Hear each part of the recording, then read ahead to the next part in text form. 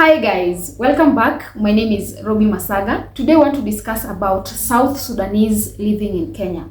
And earlier I was watching a video of a certain South Sudanese lady who was complaining about why Kenyans, especially Kenyan landlords, why they no longer want to rent houses to people from South Sudan.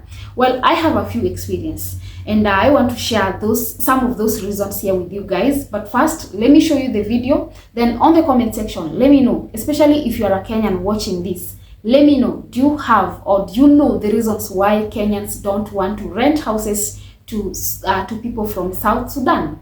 Let me know in the comment section, and also remember to subscribe, like, and share this video. I'm so sure I'm not the only South Sudanese who has been told this. So I was going to look for a house. Yeah, I'm a South Sudanese staying in Kenya, yeah. And then there's this beautiful apartment, I went, and before I proceeded to the office, you'll obviously inquire a little from the watchman, yeah. So I asked the watchman if there's a vacant house, and he's like, no, there is no house. And before I even proceed, he's like, but we don't want South Sudanese. Yes, if you can't tell from, you can either tell from my physical appearance or from my bracelet. I'm always wearing my South Sudanese flag bracelet. So he's like, but we don't want South Sudanese. And we were speaking in Kiswahili, by the way. And I'm like, why would you say that? And then he's like, because you're usually staying 100 people in one house. And I'm like, what? Huh? And that time I'm even like, how do I even defend myself from this? Let me tell you all something. When you compare the dependency ratio or the number of people that stay in a South Sudanese house compared to other nationalities, by the way, I was not so offended because a part of that is true, but this is beyond our control for some people. Because you might find, for example, let me use myself as an example. We are 8 siblings, yeah?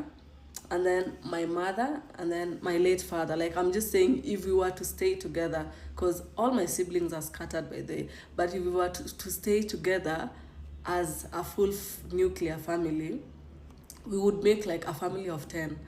You haven't even talked about the house help, that would make 11, or an uncle, 12, or one of your nieces and nephew. Like, when we go to the extended family, naturally, we will be more than maybe the Kenyans or other nationalities. Because I usually see, first of all, Kenyans, I don't see them staying with their relatives. Everybody is just there with their life, alone with their 2 children, and that's all. Secondly, they don't give birth to a lot of children.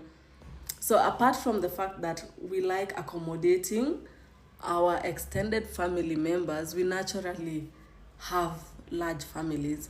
So these are some of the inconveniences that we'll meet in other countries.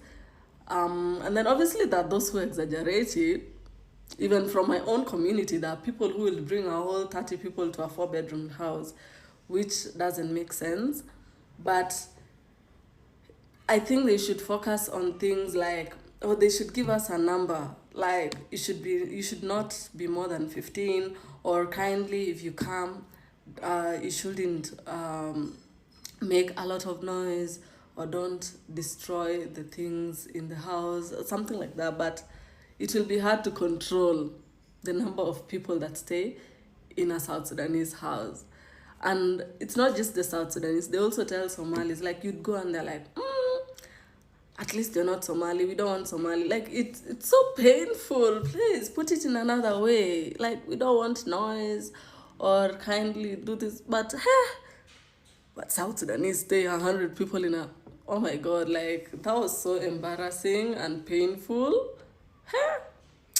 Anyway, life goes on. Well, I've done several videos about South Africa and how South Africans complain about foreigners going to their country and misbehaving there. And this is the same case with South Sudanese. As you all know, Kenya has accommodated a lot of South Sudanese and Somalis, and you can find them all over, in different parts of Kenya. And these people, they have different, let me just say, their character, their behaviors varies. We have those who are very dirty, and that is number one reason that majority of landlords in Kenya don't want to rent houses to them. These people are very dirty. Not all of them, like I said, they have their character and behavior vary. So it's not all of them that are dirty, but the few that I've interacted with, I understand why majority of Kenyan landlords do not want to rent houses to them. These people will even use charcoal in your house. They will cook with that charcoal. In Kenya, we have something called a jiko. They will use a jiko inside your house. They will use it to cook. Imagine someone has come, someone is renting a house for maybe 2, 3, 5 years. Now try to imagine if they use a jiko for all those 5 years. The moment they want to vacate, tell me, how is your house going to look like? Do you think you would even want to rent a house to another South Sudanese person? All that money that you've accumulated, or rather all that money they've paid you, you're going to use it all to make repairs. That is what you'll be doing. Another worst thing that I've experienced, and I think this is like a business, I don't know, correct me if I'm wrong, it's like a business. These people, especially parents, they will neglect their kids. They will come rent a house for even a whole year. They will dump kids in that house and they will go back to South Sudan, or they will go to US or UK or wherever. They're going to dump kids in that house, kids who are young as 15 years and below. They won't care how those kids are going to eat. They won't care how they are going to go to school. They won't care even about the environment. They won't care what the neighbors are going to do to these kids. Imagine it's now upon the neighbors to think about how these kids are going to survive, how they are going to eat, how they are going to go to school. I know someone is going to ask, why can't you report them? Where do you even start? Who do you even go to report to? If our government has failed Kenyans, how is it going to take responsibilities of foreigners? Why would you even rent a house for a whole year? You pay a whole year rent, you dump kids in that house, and you fly out. Even the landlord can't even trace you. Maybe this is something they do intentionally. Maybe there is something they gain from it. Maybe there is someone funding them. I don't know. It's like they go to South Sudan, pick kids from there, bring them to Kenya, rent a house, and they leave them. They leave them alone there in that house. Maybe there's something they gain. I don't know. Guys, tell me in the comment section, do you think this is a business?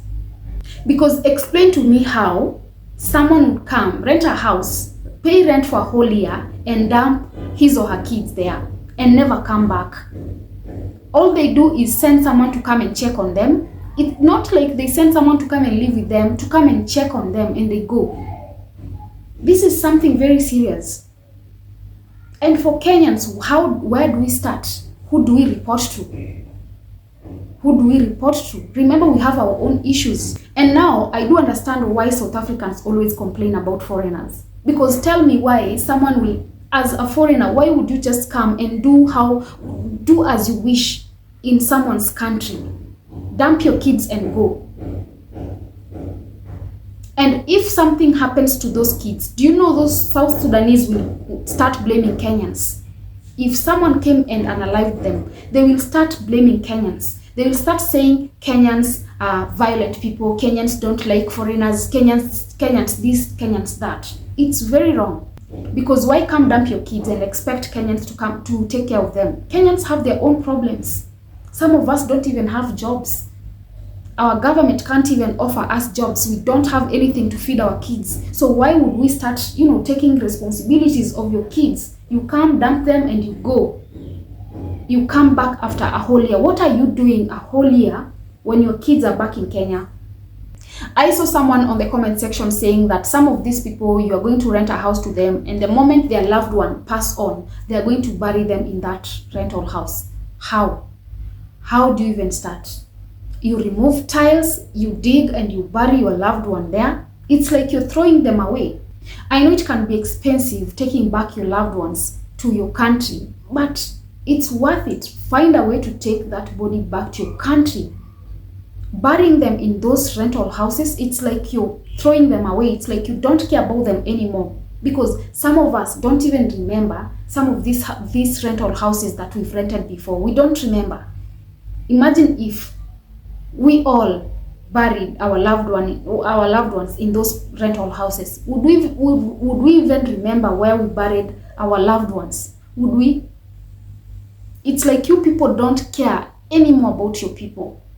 You just want to dump them and move on as if nothing ever happened. So you bury them and you keep on living in that house.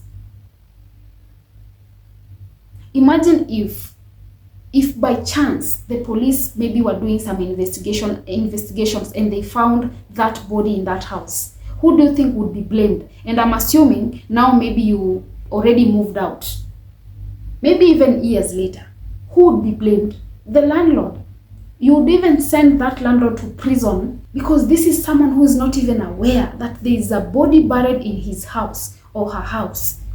Imagine if the police were investigating something and they stumble upon that body. Who would be blamed? You'd send an innocent person to prison. Someone who is not even aware of how that body appeared there. They would go to prison for no reason. They can't even defend themselves because where do they even start? Yes, it's their house. They gave that house to you, but they don't even know how that body got there. They will go to prison. Another reason is these people live many in the same house. Whenever they are looking for a house, they will come 1 or 2 people. After you give that house to them, 1, 2, 3 months later, you find that they've brought in more people than you even expected. Yeah, maybe you rented a 1 or 2 bedroom house, and these people are living even more than 10 people, maybe 15 people in a 2 bedroom house. Tell me, how are those people? What are they doing with your house? Do you think they're going to take care of it? And like I said, people have different character. People have different behaviors. Some of them won't even care about your doors, won't even care about your windows. They won't care about anything. Because remember, that is not their house. They're just renting. So they don't care what happens to it. They don't. That is another reason why most landlords don't want to rent houses to you people. Because some of you are just here. Kenya is just like a transit. You're here for a moment. You're not here permanently. You're here. Some of you are here. Maybe they are going abroad. Maybe they are going to UK. They are going to US. They are going wherever. So they're just here for maybe few months or few years. Then you go. So they won't care about your house. By the time they want to move out, by the time you realize that they messed with your house, they've already gone. They are nowhere to be found. And there's nothing you can do. Remember, they are foreigners. You can't find them. How do you even track them? If it was a Kenyan person, it would be easy. Because that is a Kenyan person. It would be easy to track them. But these are foreigners. You've rented a house to them. They've messed with it. They've moved out. How do you find them? And many of them do this because I've had so many Kenyan people complaining about the same thing. Some of them get so drunk and they start fighting. Imagine you're a foreigner. Someone is hosting you. I have a problem with foreigners misbehaving in other people's country and they're being hosted. You go out there, get so drunk, and you come back in whichever apartment that you're renting. You start making noise, you start fighting, you start doing things that the locals don't even do. And the moment people tell you, you start saying, oh, Kenyans are bad people, Kenyans are not, they don't like foreigners. That is what you people say. And I'm not saying that it's what South Sudanese say. No, I'm saying that is what foreigners say. Because I've heard what foreigners say in South Africa. South Africa has hosted so many people from different countries. And the moment they misbehave, they don't want South Africans to talk. They want South Africans to be quiet. The moment they talk, oh, South Africans are violent people. South Africa is a xenophobic country. South Africa not friendly. They are violent. They are this and that. You come to Kenya, rent a house, start abusing drugs, and you now start, disrupting the peace of people in whichever apartment you're renting. Some of them are noisemakers. They will put loud music at night and they won't care about the neighbors. And remember, as a neighbor, there's nothing you can tell them because they will attack you. Assuming it's a house of 10 plus people. you go knocking, telling them that they're making noise. These people can do anything to you. They can do anything to you. You can't even approach them and tell them their mistakes. They are noise makers and they don't want to be told. They will play music, talk loudly at night. They won't care they have neighbors. Remember, this is an apartment you're renting, not your house, not your compound. You're sharing a compound with so many people, and you want to make noise as though it's your country. You know, when a Kenyan does that, it's understandable. Let me say it's understandable because that is their country. It's their country. They can do anything they want. But you as a foreigner, you need to be humble because these are people who are hosting you. You need to respect them. You can't go around making noise and expect Kenyans to be okay with it. I'm going to talk to all foreigners. And by all foreigners, I mean foreigners in even different countries, especially South Africa and Kenya, because Kenya is my country. Please respect those people who are hosting you. Not every country can host foreigners, not all countries. So for people to accept you in their countries, you need to appreciate them. You need to respect them. Go there and behave the way a foreigner is supposed to behave. You are just a visitor. Don't go there making demands. You have no right to make demands in a foreign country. If you wanted to make demands, you would make demands in your own country. Guys, let me know in the comment section. Do you have any experience with South Sudanese? Let me know in the comments, and remember to subscribe, like, and also share this video. And until next time,